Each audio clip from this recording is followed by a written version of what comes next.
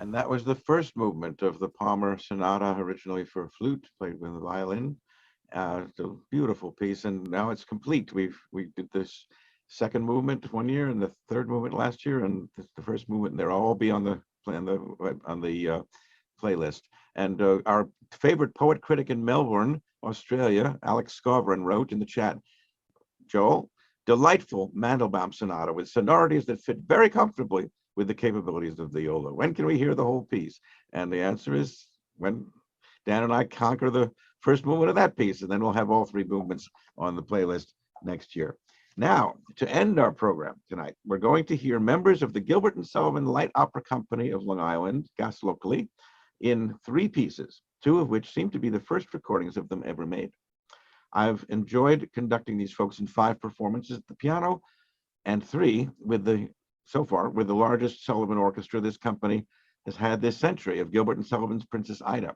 We have one more performance this coming Saturday night at 8 at the CM Performing Arts Center in Oakdale, out in Suffolk County. Do come if you haven't seen the show already. First, we're going to hear 2 selections from Sullivan's last work, The Emerald Isle, which was written not with Gilbert, but with librettist Basil Hood, and the music of which was actually finished by Edward German. The songs we're about to hear sound very much like Sullivan, though they were in fact composed by Edward German. First, the farewell lament of a blind fiddler named Murphy, followed by a love duet with his beloved Molly, sung by John Benvenuto, a new student of Helene's, and Claudia Arroyo. Then a patter song by a character named Bun, echoed by his paramour, Susan, sung by Mark Elliott Stein, who's with us, and Helene Williams. This number is particularly appropriate for Mark, as it's quite anti-war, and as you'll see from what he is on his video there, he works full-time for World Beyond War. So naturally, we have an anti-war song for him.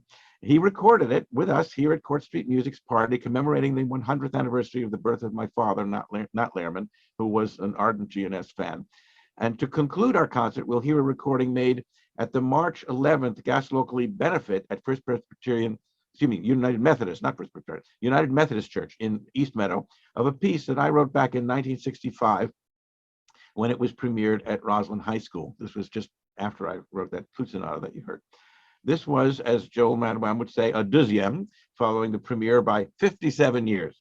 It's a setting for women's chorus of the poem Sweet and Low from The Princess by Alfred Lord Tennyson, which was in fact the inspiration and basis for Gilbert and Sullivan's Princess Ida. Heard and seen singing are Terry Hockler, Roseanne Rodriguez, Kelly McGrath, Tamara Shingle, Alyssa Menner, Cara Vertucci, Claudia Arroyo, and Delaney Page.